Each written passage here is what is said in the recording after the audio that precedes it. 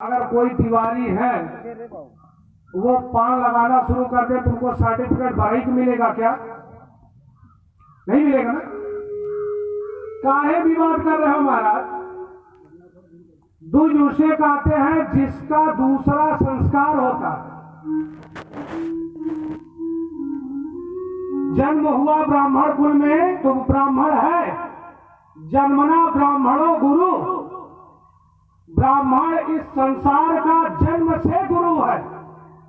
आपको विवाद करने की आवश्यकता नहीं। पहले कर्म से होते, कर्म से नहीं है। हमारे शास्त्रों में भी यही वर्णन है।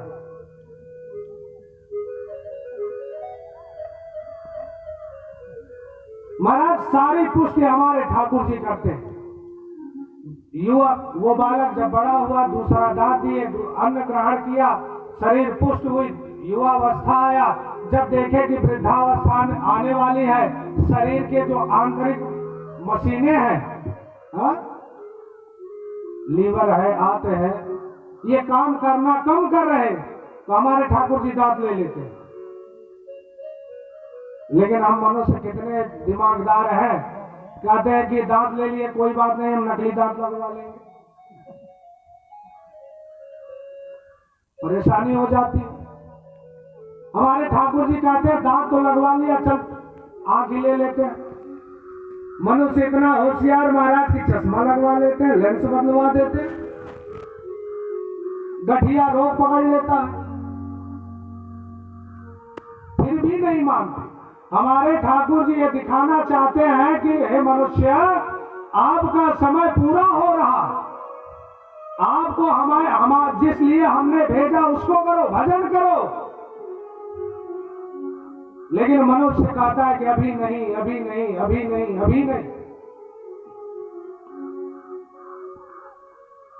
हमारे भागवत जी में आया कि कौमारम आचरेत प्राज्ञा, मनुष्य को लड़प्पन से भक्ति करनी चाहिए।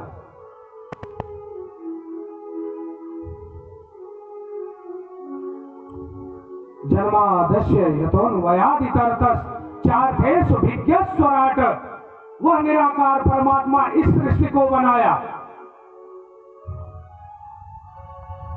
जैसे कुम्हार मिट्टी के पात्र को बनाता है, मिट्टी कुम्हार पर आश्रित नहीं है, पात्र आश्रित है मिट्टी पर। ठीक उसी प्रकार जैसे वस्त्र सूत पर आधारित है, अगर सूत का अस्तित्व नहीं रहेगा तो वस्त्र नहीं बनेगा। यह चराचर जगत किसके इशारे पे चल रहा? वह निराकार परमात्मा के इशारे पे चल रहा। उस परमात्मा का कोई आधार नहीं है। जैसे सूत का कोई आधार नहीं है, वस्त्र का अस्तित्व है सूत पर, लेकिन सूत का अस्तित्व किस पर? वस्त्र पर नहीं है। सूत स्वतंत्र है। भैया हम लोग वस्त्र पहनते हैं, अगर एक एक सूता निकाल दो तो वस्त्र होगा क्या?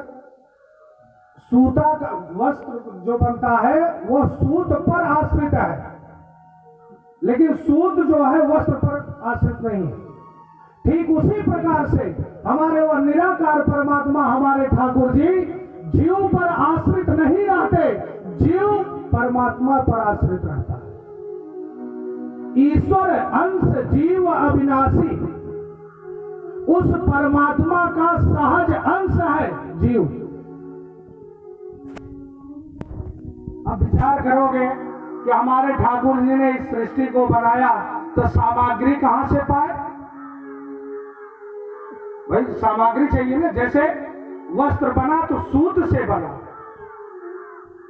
ठीक उसी प्रकार से हमारे ठाकुर जी कहते हैं कि जो यह संसार है यह हमारे शरीर से प्रकट हुआ, और जब सृष्टि का लय होगा, आदि लय,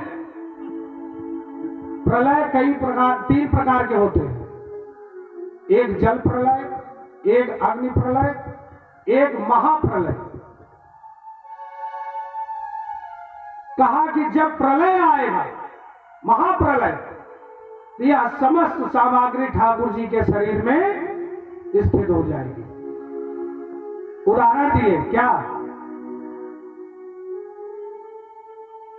भागवत में 2 प्रकार के उदाहरण दिए गए। पहला कहा कि जैसे मकड़ी है, मकड़ी घरों में जाले लगते हैं ना, कहा कि मकड़ी जाला बुनती है। वो जाला कहां से आता है? कहा कि मकड़ी के शरीर से। ये परमात्मा का आधा उदाहरण है।